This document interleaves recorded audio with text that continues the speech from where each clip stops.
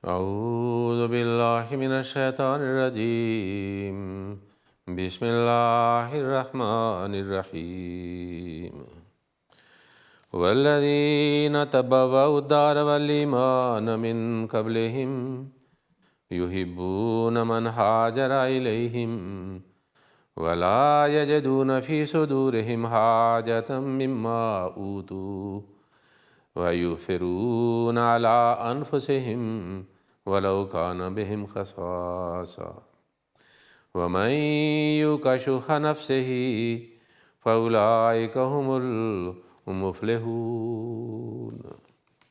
C'est le verset de Surat Al-Hashr, verset numéro 10, dans lequel, c'est-à-dire différentes qualités des croyants, des fidèles suivants du Saint-Prophète sont mentionnées.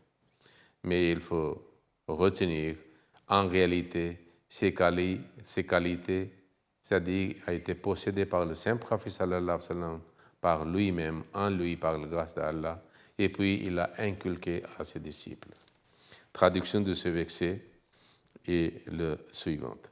Et pour ceux qui avaient établi domicile dans cette ville, avant eux, c'est-à-dire avant que les muhajirines viennent, et avaient accepté la foi, qui aiment ceux qui sont venus à eux pour chercher refuge, et ils ne trouvent dans leur poitrine aucune envie pour ce qu'il est accordé aux réfugiés. Mais ils donnent préférence aux autres sur eux-mêmes, bien qu'ils soient eux-mêmes dans l'indigence. Et quiconque est débarrassé de la convoitise de sa propre âme, ce sont ceux-là qui prospéreront. Voilà le parti de ce verset. Yuferuna ala anfusihim, c'est-à-dire ils donnent préférence aux autres sur eux-mêmes, bien qu'ils soient eux-mêmes dans l'indigence ou dans le besoin.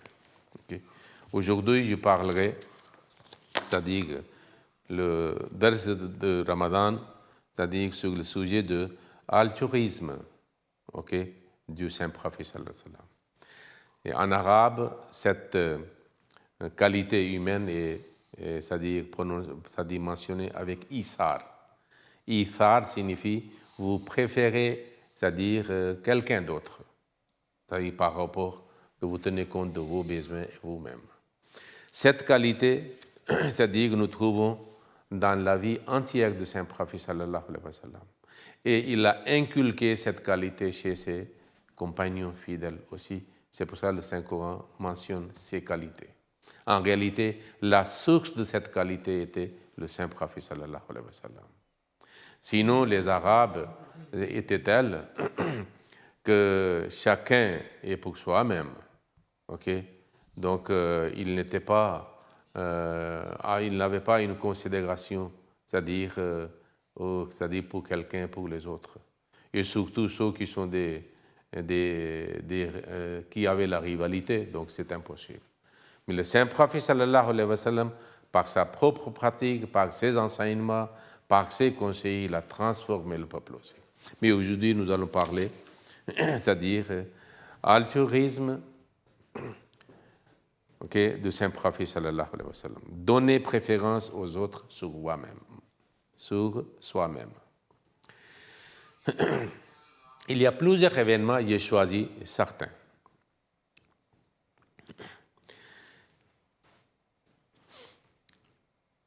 À Médine,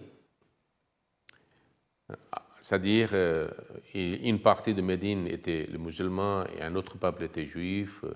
Il y a les païens aussi, il y a certains qui étaient musulmans, mais les hypocrites, ennemis cachés de l'islam. Et puis la Mecque et les autres tribus arabes, c'est-à-dire que tous étaient contre. Et toujours, c'est-à-dire les musulmans étaient en ambiance de danger, le peur et la crainte d'une attaque éventuelle. Des fois, il était au courant, okay, et des fois, c'est-à-dire il pensait que peut-être subitement, il peut être attaqué. Alors, parce que les Juifs et les Mécois toujours voulaient exterminer l'islam et massacrer les musulmans. Une nuit à Médine, c'était une époque que les musulmans toujours sentaient le danger et la possibilité d'une attaque éventuelle. Alors, une nuit, ils ont entendu une bruit très forte. Et cet bruit a créé une panique chez les musulmans. Le saint prophète sallallahu alayhi wa sallam, qui était aussi vigilant, donc qu'est-ce qu'il a fait? C'est-à-dire, il est sorti lui-même et les compagnons sont rassemblés, c'est-à-dire peut-être près de la mosquée, et que ce qui se passe, ce qui est arrivé, ce qui a eu lieu.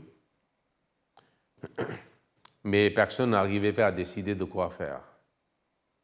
Mais tout à coup, dans l'obscurité de la nuit, ils ont aperçu que quelqu'un s'approche d'eux.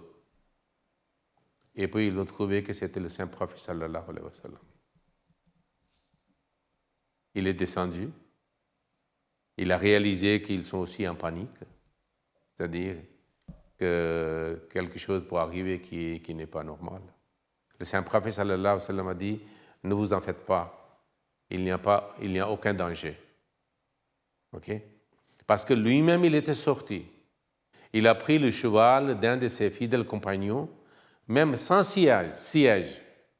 Alors, le dos nu du cheval, il est monté, il est allé, d'où le bruit venait. Alors, il a vu qu'il n'y a pas quelque chose, alors il est rentré.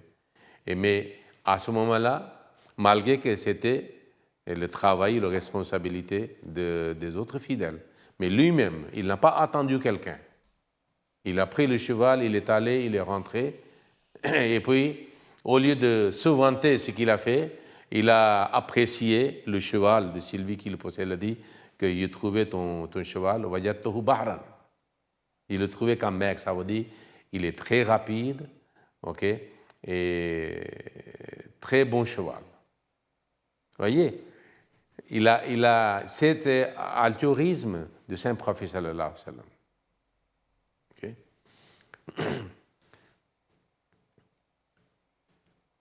Souvent, dans le monde, nous voyons que quand il y a quelque chose, les grands officiers, ils disent aux autres d'aller là-bas. Ils n'ont pas le courage, c'est-à-dire d'aller là-bas. Ils n'osent pas le faire. Ils pensent qu'ils sont des grands hommes et les autres doivent être un moyen de protection pour eux et travailler ces choses-là.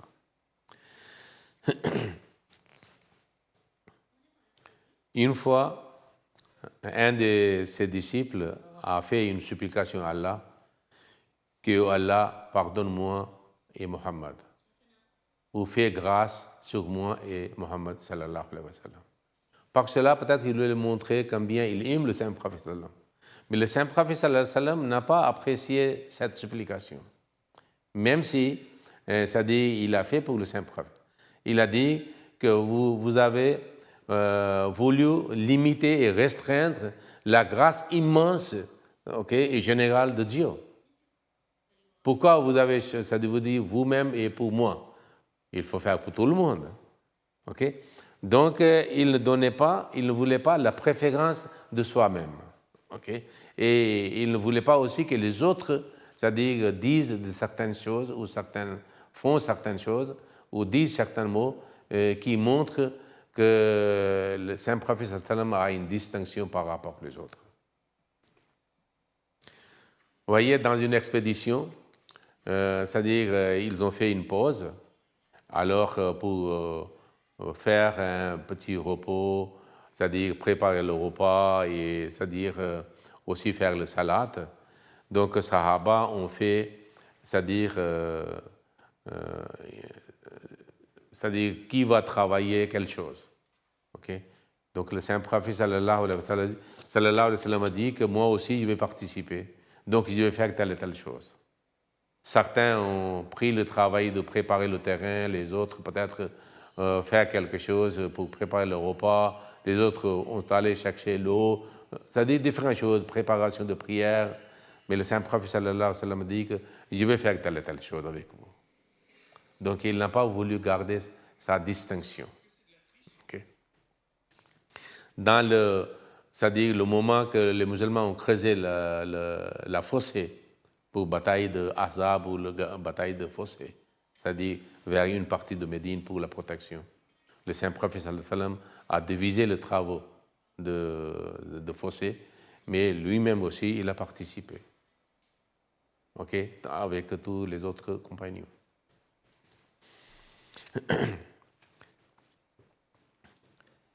Au cours de Fossé, lorsqu'il était en train de creuser, la plupart des musulmans, c'est-à-dire, souffraient de faim.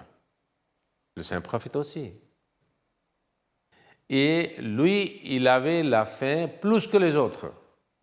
Parce que les autres avaient, selon la coutume, il attachait des pierres, c'est-à-dire que le ventre sent qu'il y a, c'est-à-dire fardeau quelque chose, pour peut-être réduire c'est-à-dire la faim, que l'homme ne sent pas qu'il a beaucoup plus faim. Mais le saint prophète sallam avait attaché deux pierres. À ce moment-là, une personne, c'est-à-dire il a senti fortement que le saint prophète sallam a beaucoup de faim. Il est allé chez lui, il a dit à son épouse, alors préparez quelque chose parce qu'il a réalisé que le saint prophète n'a pas mangé depuis plusieurs jours. Alors il avait un petit mouton, il l'a égorgé et il dit à son épouse de préparer le repas. Mais son épouse a dit que vous savez très bien que ça peut être seulement pour 5 ou 6 personnes. Donc quand vous invitez le saint prophète sallallahu alayhi wa sallam, il faut le dire aussi, seulement 4 ou 5 personnes pour venir avec vous. Parce qu'il n'y a pas une grande quantité de repas. Le moment que le saint prophète sallallahu alayhi wa sallam a écouté cette invitation, il n'a pas donné la préférence à lui-même. Il a annoncé que telle et telle personne nous a invités au repas, allons.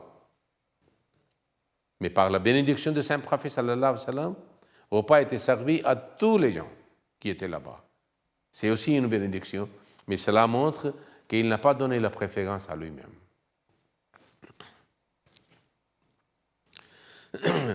Une fois, Hadrat Abu Huraira radhiyallahu ta'ala anhu avait le faim. Vous savez, Hadrat Abu Huraira radhiyallahu ta'ala anhu a accepté l'islam 3 ans, pendant les dernières 3 années de saint prophète. Il était très tard pour accepter l'islam. Et lui, il avait envie et le désir ardent de ne pas manquer une parole quelconque de saint prophète. C'est pour ça qu'il a rapporté la plupart des hadiths, paroles de saint prophète. Alors, qu'est-ce qui se passait? Parce qu'il ne travaillait pas, les gens laissaient leurs cadeaux, le saint prophète prenait soin de ces gens-là qui étaient appelés Ashab Safa. Et Hadrat Abu Huraira était quelqu'un de résident permanent là-bas. Alors, il avait beaucoup de faim, mais il n'avait pas demandé à quelqu'un que moi j'ai faim, donnez-moi quelque chose à manger. Mais il a inventé une possibilité, une façon. Il a vu Hadrat Abu Bakr, il a dit qu'il a récité le verset que les croyants sont ceux qui nourrissent ceux qui ont faim. Alors il a récité ce verset, il a dit, que signifie ce verset? Hadrat Abu Bakr n'a pas compris le sens dans lequel il parlait. Hadrat Abu Huraira parlait. Il a expliqué le verset et il s'en alla. Mais Abu Bakr dit que moi je connais aussi, mais tu n'as pas compris. Puis Hadrat Umar est venu, il a dit la même chose. Hadrat Umar a aussi fait la même chose, sans tenir compte que Abu Huraira voulait dire. Mais le saint prophète sallallahu alayhi wa sallam le voyait. Et il a dit à Abu Huraira, tu as faim? Ok, venez dans la mosquée. Il est allé dans la mosquée, le saint prophète sallallahu alayhi wa sallam est là-bas aussi. Il a envoyé un garçon chez lui. Il a dit d'amener une boule de lait. Alors, Hadrat Abu Huraira était content que voilà, je vais boire et je vais, c'est-à-dire, me rassasier. Mais lorsque la boule est venue, le saint prophète a dit, appelez les autres qui sont là-bas. Mais Abu Huraira n'a pas aimé. Il a dit une petite quantité de lait et le saint prophète a dit d'appeler tout le monde qui est autour de la mosquée ou dans le hangar qui est appelé, où Ashab Soufa résidait. Il a appelé quand même. Mais puis le saint prophète a dit, Abu Huraira, tenez et donnez à tout le monde à boire. Il n'a pas aussi aimé. Il a dit, rien ne restera pour moi. Alors il a donné un par un, tout le monde a satisfait. Puis à la fin, le saint prophète sallam a dit, vous buvez. Hazrat Abu Huraira a bu. Il a dit, buvez encore. Deuxième fois. Le saint prophète a dit, troisième fois, buvez encore. Et puis Hazrat Abu Huraira a dit au prophète, je ne peux plus boire. Parce que si je bois maintenant, lait va sortir de mes ongles. Lui, il pensait que ce n'est même pas suffisant pour lui-même. Mais à plus de dizaines de personnes ont bu. Et puis, le saint prophète a pris à la fin. Parce que le saint prophète, sallallahu alayhi wa sallam, cette l'eau, c'est-à-dire que ce lait était pour lui. Quelqu'un l'a envoyé, il en avait besoin. Parce qu'il avait faim. Plus faim peut-être que le Hazrat Abu Huraira. Parce que nous trouvons que des fois, des semaines passées, il n'y a pas de feu chez le saint prophète dans la cuisine pour préparer le repas. Mais quelle préférence aux autres? Altruisme du saint prophète sallallahu alayhi wa sallam. Il a donné celui qui était plus affamé, puis il a dit donnez aux autres. Puis Abu Huraira, pour lui enseigner aussi le isar, la préférence, ok, aux autres. Et puis il a pris lui-même.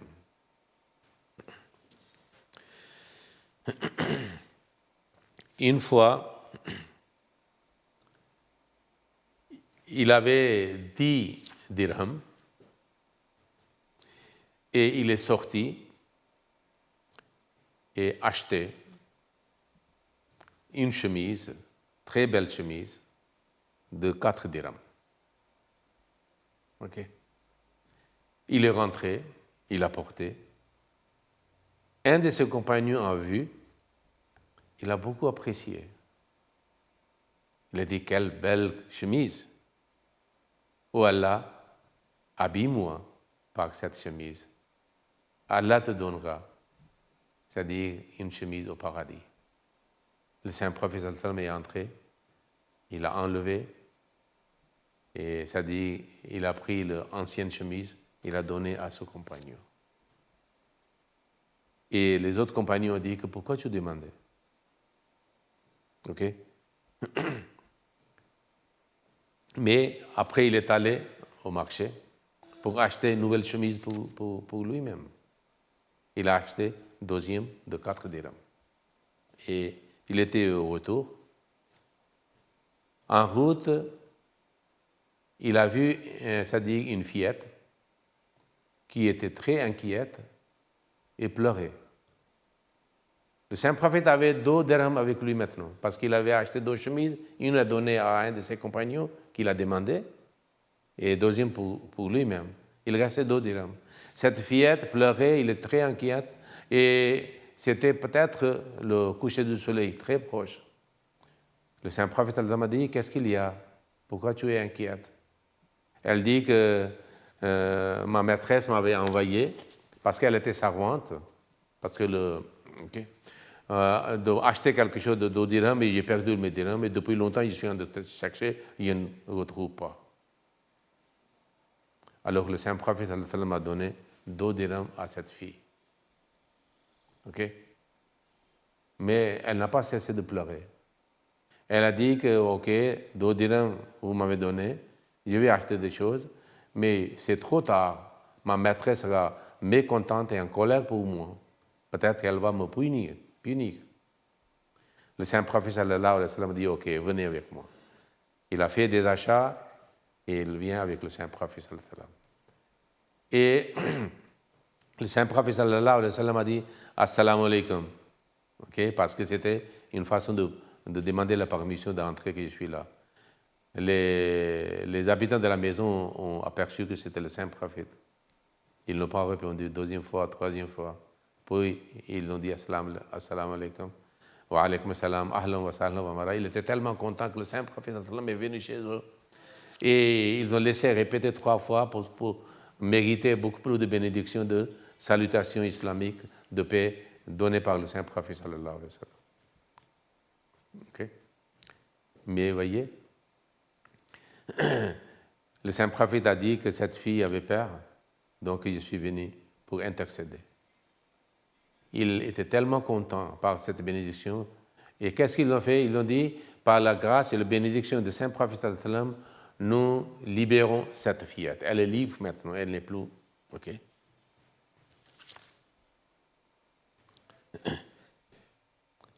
Une fois, une dame, compagne du Saint-Prophète sallallahu alayhi wa sallam, avait préparé une belle chemise, c'est-à-dire un drap, un pain, c'est-à-dire qui était très belle. Alors, il est sorti, c'est-à-dire en mettant sur son corps, un sahabi a apprécié beaucoup. Et elle a réalisé que c'est lui qui aime avoir. Alors, à la maison, il a changé et il a donné à son compagnon. Et les gens autour de lui n'étaient pas contents. Que pourquoi tu as demandé, vous ne savez pas que le Saint-Prêtre avait besoin de cela. Il a dit, moi, j'ai demandé pour que ça devienne, c'est-à-dire comme linceul pour moi. Après mon décès, je sois enveloppé dans ce drap comme la bénédiction. Une fois, Hadrat Fatima, radhiyallahu ta'ala anha, lorsque, c'est-à-dire à la suite d'une guerre, il y a eu plusieurs prisonniers de la guerre qui ont été distribués. Okay? Alors, Hadrat Fatima, à cause de Hadrat Ali, il est venu pour demander aussi, c'est-à-dire un poids ou une bonne quelconque pour aider dans le travail. Mais le Saint-Prophète sallallahu alayhi wa sallam a dit à Fatima, est-ce que je ne vous dis pas quelque chose de faire qui est mieux que cela, une bonne ou un poids? Il dit, avant de dormir, faites tasbihat, subhanallah, alhamdulillah, Allahu Akbar. 33 fois, et Allahu Akbar 34 fois. Cela est mieux qu'un serviteur ou une bonne ou un boy. Malgré que Hadrat Fatima était sa chère fille. Et puis, elle avait tous les travaux à faire à la maison. Okay? Elle dit, je suis fatiguée, mon dos, c'est-à-dire me fait mal aussi parce qu'il y a même l'eau du puits. Et puis, mes habits deviennent sales lorsque je balaye la maison. Okay? Toute la journée, c'est comme ça, mais le Saint-Prophète a dit que non. Donc, il a inculqué altruisme chez sa famille, sa chère fille aussi. Parce que c'est une bonne qualité après le Saint-Prophète. Sinon, dans le monde, nous préférons, c'est-à-dire aux autres. Mais le Saint-Prophète a dit que non, il ne faut pas vous préférer aux autres. Okay? Donc, donnez la préférence aux autres. Il nous a enseigné. Et il avait inculqué aussi chez ses compagnons. Dans une bataille à l'époque de Hadrat Umar, peut-être c'était la guerre de Yarmouk. À la fin de la guerre, on trouvait il y a plusieurs blessés. Il avait fort besoin d'eau. Quelqu'un est venu avec seau d'eau pour lui donner. Okay? Alors, il a voulu donner, il a dit que non, à côté de moi, mon frère a plus besoin que moi, il faut le donner. Et le deuxième a dit, c'est-à-dire que mon frère à côté de moi a plus besoin que moi, il faut lui donner. Je préfère. Cette préférence à ses frères a continué à plusieurs personnes, y compris Ikrama bin Abi Jahl, qui était aussi un des soldats dans l'armée musulmane. Il a dit que non, mon frère, il n'a plus besoin. Et presque, peut-être lui, il était le premier, mais il a fait le sacrifice, il a dit que non, je préfère mon frère. Et ainsi, lorsqu'il est allé au dernier blessé, il était déjà parti de ce monde. Il est déjà mort, décédé. Il revient vers, c'est-à-dire ainsi, un par un. Et chacun fait le sacrifice de sa vie en donnant préférence aux autres. C'était la qualité de l'altruisme. Possédé par le Saint-Prophète et inculqué par lui chez ses compagnons. Et c'est la meilleure façon de vivre en paix dans la société, qui intensifie et renforce l'amour mutuel entre les êtres humains. C'est de très bonne qualité. Allahumma salli ala Muhammadin wa ala ali Muhammadin wa barik wa sallam innaka hamidun majid.